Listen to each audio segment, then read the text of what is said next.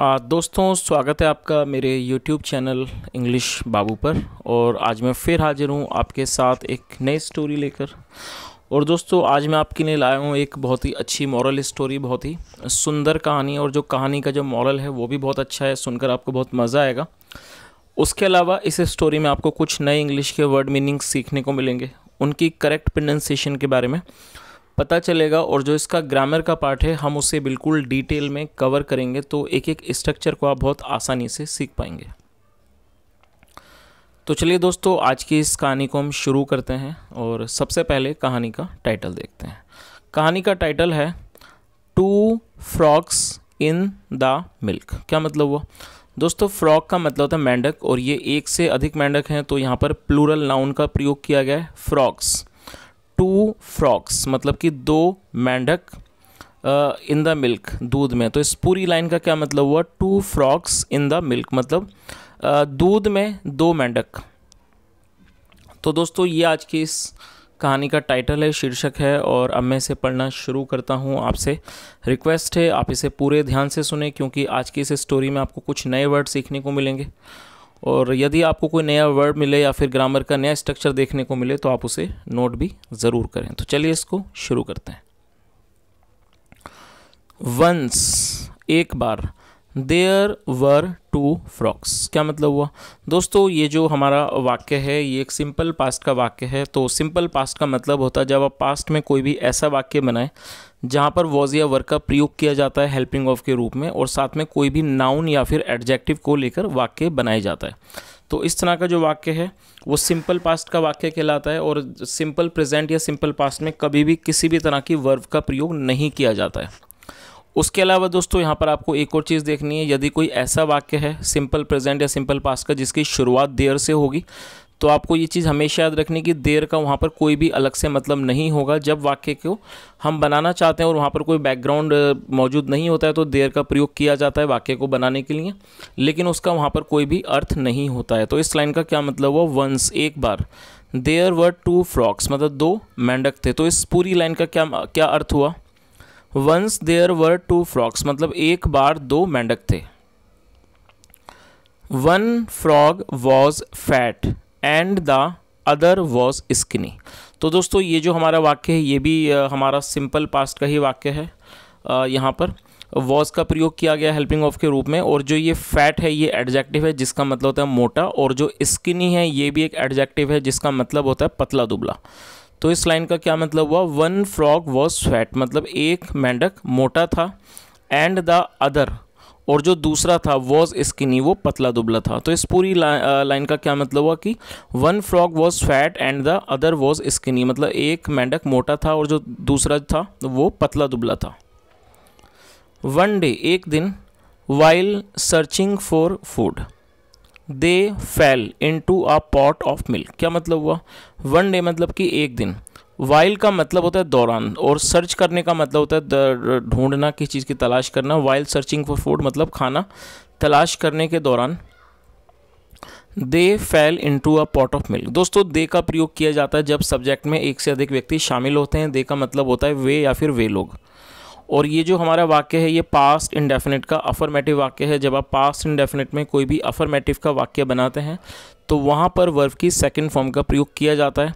FALL, fall का मतलब होता है गिरना, वो फर्स्ट फॉर्म है, और ये सेकंड फॉर्म है FALL। तो आप इसे भी नोट कर सकते हैं। और जो इसकी थर्ड फॉर्म है वो है FALLEN, फॉलन। तो आप उसको भी नोट कर सकते हैं। फिलहाल यहाँ पर सेकंड फॉर्म है और ये पास्ट इंडेफिनिट का वाक्य है, और फॉल का मतलब होता है गिरना। तो क्या मतलब हुआ? दे फेल, वह गिर गए, into a pot of milk मतलब एक दूध के बर्तन में गिर गए। पॉट ऑफ मिल्क मतलब दूध के एक बर्तन में गिर गए। तो इस पूरी लाइन का क्या मतलब हुआ? One day while searching for food they fell into a pot of milk मतलब एक दिन खाना तलाशने के दौरान they fell into a pot of milk मतलब वे दूध के बर्तन में गिर गए। चलिए आगे देखिए। They could not get out as the sides were too slippery. दोस्तों, इस वाक्य में कुड का प्रयोग किया गया और ये नेगेटिव वाक्य है कुड नॉट। यहाँ शॉर्ट में लिखा है कुडंट, इसका मतलब है कुड नॉट। और आपको ये चीज़ याद रखनी है कि जब आप कोई भी ऐसा वाक्य बनाते हैं जिस वाक्य की टेल पर सका, सकी, सके, पाया, पाई, पाए जैसे शब्द आते हो तो वहाँ पर कुड का प्रयोग किया जाता है। तो आप इस चीज़ को बहुत अच्छे से आप नोट कर लीजिए। जब आप कोई जैसे मान लीजिए आप वाक्य बनाते हैं, वह नहीं दौड़ सका, तो जो इसका लास्ट के जो वर्ड है सका, वो उसकी टेल पर सका शब्द आ रहा है, तो आप इसका क्या आंसर दोगे, ही कुड नॉट रन। तो सिर्फ आपको क्या करना है, वहाँ पर कुड नॉट के बाद वर्ब की फर्स्ट फॉर्म लगानी है यदि वाक्य नेगेटिव है, और यदि वो अफर्मेटिव है तो वहाँ पर आपको नॉट का प्रयोग नहीं करना है। तो ये फिलहाल नेगेटिव है जिसका यहाँ पर नॉट का प्रयोग किया गया है। और गेट आउट का मतलब होता है बाहर आना। तो क्या मतलब हुआ, they could not get out, मतलब वे बाहर नहीं आ सके। एज जैसे कि the sides were too slippery, जो साइड्स मतलब जो किनारे थे, और स्लिपरी एडजेक्टिव है जिसका मतलब होता है फिसलन भरे। जो किनारे थे वर टू स्लिपरी, वो बहुत अधिक फिसलन भरे थे। तो इस पूरी लाइन का क्या अर्थ हुआ कि दे, मतलब जैसा मैंने आपको बताया कि दे का मतलब होता है एक से अधिक लोग, वे या वे लोग, तो वहाँ पर दे का प्रयोग किया जाता है। They could not get out मतलब वे बाहर नहीं आ सके। As the sides were too slippery, जैसे कि जो किनारे थे वो बहुत ज़्यादा फिसलन भरे थे। सो इसलिए दे वर जस्ट स्विमिंग, और ये हमारा पास्ट कॉन्टिन्यूस का वाक्य है जब वाक्य में वॉज वर्ब के साथ वर्ब की फोर्थ फॉर्म का प्रयोग किया जाता है, जैसा यहाँ पर किया गया है। स्विम का मतलब तैरना, और ये फोर्थ फॉर्म है स्विमिंग। तो जब वॉज वर्ब के साथ फोर्थ फॉर्म आएगी तो वो पास्ट कॉन्टिन्यूस का वाक्य कहलाता है। और यदि हमारा सब्जेक्ट प्लूरल होगा तो उसके साथ वर्ब का प्रयोग किया जाएगा। तो क्या मतलब हुआ, सो इसलिए दे वर जस्ट स्विमिंग, सो इसलिए सिर्फ वो तैर रहे थे। चलिए आगे देखिए।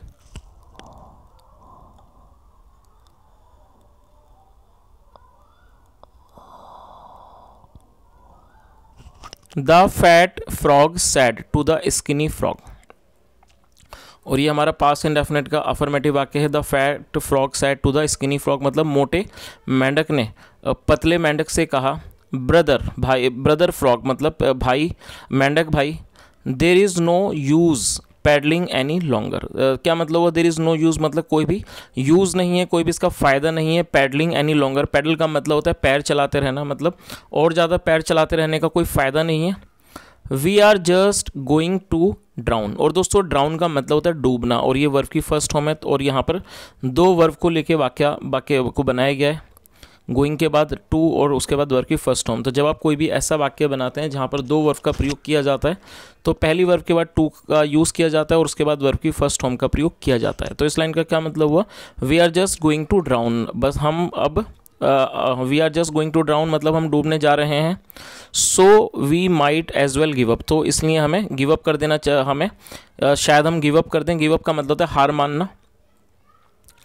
द स्किनी फ्रॉग रिप्लाइड, ये जो स्किनी फ्रॉग था मतलब जो पतला दुबला मेंढक था, रिप्लाइड उसने जवाब दिया, होल्ड ऑन मतलब कि रुको, कीप पैडलिंग, कीप पैडलिंग मतलब कि पैडलिंग करते रहो, पैर चलाते रहो, somebody will surely get us out. और दोस्तों यहाँ पर विल का प्रयोग किया गया, तो जब वाक्य के अंदर विल का प्रयोग किया जाता है साथ में वर्ब की फर्स्ट फॉर्म, तो इस तरह का जो वाक्य है वो फ्यूचर इंडेफिनिट का वाक्य कहलाता है। तो क्या मतलब हुआ, somebody will surely get us out मतलब कोई हमें अब मतलब श्योरली मतलब कि निश्चित रूप से या ज़रूर बाहर निकालेगा। And they continued paddling for hours, और कंटिन्यू का मतलब है जारी रखना। एंड दे कंटिन्यूड और उन्होंने जारी रखा, पैडलिंग फॉर आवर्स मतलब पैडलिंग करना, पैर चलाते रहना, कई घंटों तक उन्होंने जारी रखा। आगे देखिए। आफ्टर ए वाइल मतलब कि कुछ देर के बाद, द फैट फ्रॉग सैड, जो फैट फ्रॉग था मोटा जो मेंढक था, उसने कहा, ब्रदर फ्रॉग मतलब कि मेंढक भाई, देयर इज़ नो यूज़ मतलब कि कोई फ़ायदा नहीं है, आई एम बिकमिंग वेरी। और दोस्तों यहाँ पर आप इस चित्र को भी देख सकते हैं। इस चित्र में ये जो दूध का जो बर्तन है, दूध है, और यहाँ पर ये दोनों मेंढक इसमें गिरे हुए हैं और ये कोशिश कर रहे हैं बाहर आने की। चलिए आगे देखिए। I am becoming very tired now, तो उसने क्या कहा, मैं बहुत ज़्यादा थक रहा हूँ। I am just going to stop paddling मतलब मैं अब बस रोकने जा रहा हूँ। I am just going to stop paddling मतलब मैं पैर चलाना रोकने जा रहा हूँ। एंड ड्राउन और डूबने जा रहा हूँ। तो उसने क्या कहा कि अब मैं बहुत ज़्यादा थक रहा हूँ, and I am just going to stop paddling and drown, अब मैं मतलब कि पैडलिंग करना छोड़ रहा हूँ या रोक रहा हूँ और डूबने जा रहा हूँ। चलिए आगे देखिए। There is no possible way out of here, क्या मतलब वो there is no possible way out of here मतलब यहाँ से निकलने का कोई भी संभावित रास्ता नहीं है। पॉसिबल मतलब संभावित, तो उसने क्या कहा, there is no possible way out of here, मतलब यहाँ से बाहर का कोई भी संभावित रास्ता नहीं है। And no one is coming to help us, no one का मतलब होता है कोई नहीं, तो उसने क्या कहा, and no one is coming to help us too, और टू का मतलब भी, and no one is coming to help us too, और कोई भी हमें हमारी मदद करने नहीं आ रहा है। चलिए आगे देखिए। But the skinny frog said, लेकिन जो स्किनी मतलब जो पतला मेंढक था उसने कहा, कीप ट्राइंग मतलब कि कोशिश करते रहो, कीप पैडलिंग और पैर चलाते रहो, मतलब पैडलिंग करते रहो, पैर चलाते रहो। Something will happen, something will happen मतलब कुछ होगा। कीप पैडलिंग मतलब पैर चलाते रहो। चलिए आगे देखिए। Another couple of hours past, क्या मतलब वो another couple of hours past मतलब कि कुछ और घंटे बीत गए। द फैट फ्रॉग सेट, जो मोटा मेंढक था उसने कहा, I can't go on, I can't go on मतलब I can't go on any longer, can't go on का मतलब होता है किसी चीज़ का जारी ना रख पाना, तो उसने क्या कहा, आई कैन नॉट, या इसको शॉर्ट में पढ़ सकते हैं आई can't go on any longer, मतलब मैं इस चीज़ को अब और ज़्यादा जारी नहीं रख सकता। There is no sense in doing it because we are going to drown anyway, क्या मतलब है, देर इज़ नो सेंस मतलब, देर इज़ नो सेंस मतलब इस चीज़ का कोई अर्थ नहीं है, इस चीज़ का कोई भी मतलब कि फ़ायदा नहीं है, कह सकते हैं इस चीज़ का कोई अर्थ नहीं अर्थ नहीं है इन डूइंग इट, इसको करने का। बिकॉज क्योंकि we are going to drown anyway, हम मतलब कि हम वैसे भी डूबने जा रहे हैं। तो उसने क्या कहा कि आई कांट गो एनी लॉन्गर मतलब मैं इस चीज़ को अब और ज़्यादा जारी नहीं रख सकता। There is no sense in doing it मतलब इस चीज़ का कोई अर्थ नहीं है, इस चीज़ का कोई मतलब नहीं है, कोई अर्थ नहीं है इन डूइंग इट, इसको करने में। क्योंकि because we are going to drown anyway मतलब कि हम वैसे भी हम डूबने जा रहे हैं। आगे देखिए। व्हाट इज़ द यूज़ मतलब इस चीज़ का क्या यूज़ है, इस चीज़ का क्या इस्तेमाल है, क्या फ़ायदा है। चलिए आगे देखिए, आगे क्या होता है। And the fat frog stopped, और ये जो मोटा फ्रॉग था, मेंढक था, स्टॉप्ड वो रुक गया। He gave up and drowned in the milk, और दोस्तों ये गिव अप की सेकंड फॉर्म है, और ये भी हमारा पास्ट इंडेफिनिट का अफर्मेटिव वाक्य है। गिव अप का मतलब होता है हार मान लेना, और ये सेकंड फॉर्म है। ही गेव अप मतलब वह हार गया, उसने हार मान ली। And drowned in the milk, और वो दूध में डूब गया। चलिए आगे देखिए। But the skinny frog kept on paddling, क्या मतलब हुआ, बट लेकिन द स्किनी फ्रॉग वो जो पतला फ्रॉग था, मेंढक था, कैप्ट ऑन पैडलिंग वो पैर चलाता रहा, पैडलिंग करता रहा। 10 मिनट्स लेटर, लेटर का मतलब होता है बाद में, 10 मिनट्स लेटर मतलब कि 10 मिनट बाद। The skinny frog felt something solid beneath his feet, क्या मतलब हुआ, इसको यहाँ से देख लेते हैं। 10 मिनट्स लेटर मतलब कि 10 मिनट के बाद द स्किनी फ्रॉग फेल्ट, और ये फील की सेकंड फॉर्म है, फील का मतलब होता है महसूस करना, और ये सेकंड फॉर्म है। द स्किनी फ्रॉग फेल्ट मतलब जो पतला मेंढक था उसने महसूस किया, समथिंग कुछ महसूस किया, सॉलिड मतलब कुछ ठोस उसने महसूस किया, बीनीथ हिज फीट, बीनीथ का मतलब नीचे, बीनीथ हिज फीट अपने पैरों के नीचे। तो इस पूरी लाइन का क्या मतलब हुआ कि 10 मिनट के बाद जो स्किनी फ्रॉग था, जो पतला दुबला मेंढक था, उसने अपने पैरों के नीचे कुछ मतलब कि सॉलिड, या सॉलिड का मतलब हुआ कुछ ठोस उसने महसूस किया। He had churned the milk into butter, और दोस्तों यहाँ पर हैड के साथ वर्ब की थर्ड फॉर्म का प्रयोग किया गया है। तो जब किसी वाक्य में हैड के साथ वर्ब की थर्ड फॉर्म का प्रयोग किया जाता है तो इस तरह का जो वाक्य है वो पास्ट परफेक्ट का वाक्य कहलाता है। और चर्न का मतलब होता है कि चीज़ का मंथन करना, और ये थर्ड फॉर्म है, और ये सेकंड फॉर्म भी, और यहाँ पर इसको थर्ड फॉर्म के रूप में प्रयोग किया गया।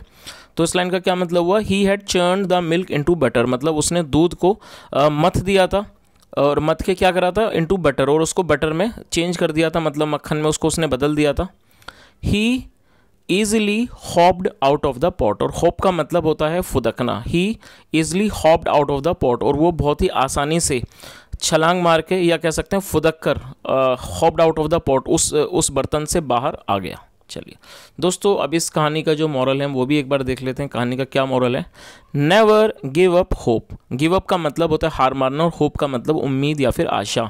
नेवर गिव अप होप मतलब कभी भी आशा, नेवर गिव अप होप मतलब कभी भी आशा मत छोड़िए। तो दोस्तों ये आज की एक बहुत छोटी सी कहानी थी, बहुत ही अच्छे संदेश के साथ। जैसा हमने देखा कि इसके अंदर जो दो मेंढक थे, जो पहला जो एक मोटा जो मेंढक था वो शायद अपनी उम्मीद को हार गया था, जिसकी वजह से वो डूब गया। लेकिन जो दूसरा मेंढक था वो बहुत ज़्यादा होपफुल था, बहुत ज़्यादा आशावादी था, और उसे ये उम्मीद थी कि यदि वो मेहनत करता रहेगा और वो तो शायद वो अपने अपने जीवन को बचा पाएगा। और वैसा ही हुआ कि जब वो मेहनत करता रहा तो उसके मेहनत करने से वो जो दूध था मंथन की वजह से वो बटर हो गया, और वो जिसकी वजह से वो आराम से बाहर आ गया। तो कई बार हमारे जीवन में भी ऐसा होता है कि कई बार जब हम सफलता के बहुत ही नज़दीक होते हैं तब हम कई बार शायद संघर्ष करना छोड़ देते हैं, हार मान लेते हैं, जो कि अच्छी बात नहीं है। और हमें हमेशा ही मेहनत करते रहना चाहिए, क्योंकि यदि हम मेहनत करते रहेंगे तो सफलता हमें ज़रूर मिलेगी। तो दोस्तों ये आज की एक बहुत छोटी सी कहानी थी, बहुत ही प्यारे संदेश के साथ।